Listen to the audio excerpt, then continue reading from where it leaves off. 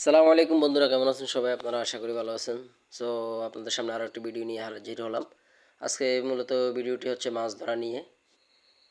গ্রাম অঞ্চলে আমাদের নিজস্ব ডোবায় আমরা মাছ ধরি প্রত্যেক বছরের নিয়ে ধারাবাহিকতায়। এবারও তার ব্যতিক্রম হয়নি। আমরা চলে এসেছি আমাদের ডোবাতে মাছ ধরার জন্য। সো দেখতে পাচ্ছেন মাছ ধরার প্রক্রিয়া চলার জন্য যে কাজগুলো দরকার, কচুরিপানা পরিষ্কার করা, সেচ পাম্পের জন্য সব কিছু ঠিক করা, সেচ পাম্প বসানো। মূলত সেচ পাম্পের মাধ্যমে আমরা পানিটাকে সরিয়ে অন্য জায়গায় নিয়ে এখান থেকে মাছ ধরবো।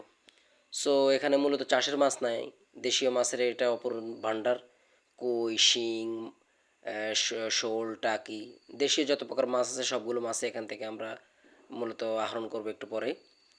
এটা মূলত আমাদের এরিয়ার ইরিঘাতের মাঝখানে করা একটা নিজস্ব কাটানো একটা ছোট ডোবা। এখানে মূলত প্রত্যেক বছর বন্যার পানিতে এসে মাছ জমা হয় এবং আমরা প্রত্যেক বছর ন্যায় এটাকে সেচ করি।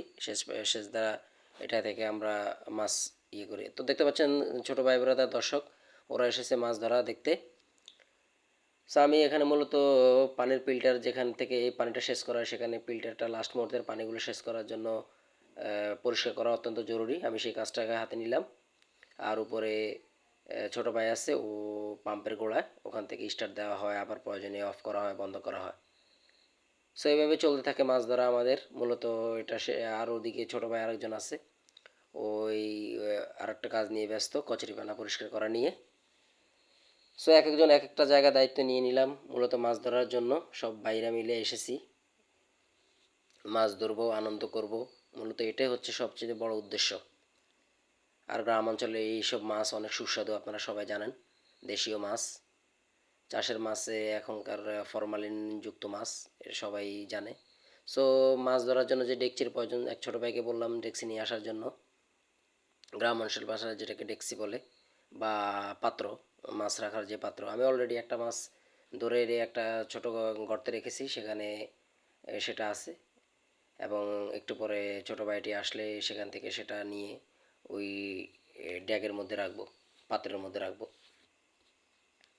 সো এখনও পর্যন্ত উপরে যে কচুরিপানাগুলো সেগুলো পরিষ্কার করা বাকি। অলরেডি ছোটো ভাইটি এসে হাজির পাত্র নিয়ে, মাছ রাখার পাত্র নিয়ে। সো সে এখন এটা দিবে, আমি সেটাকে নিয়ে একটু পরে যে প্রথম মাছটি যেটা পেলাম, যেটা আমি একটু আগে উপরে একটা সাইডে রেখেছি, সো সেখান থেকে আমি সেটাকে নিয়ে পাত্রে রাখবো।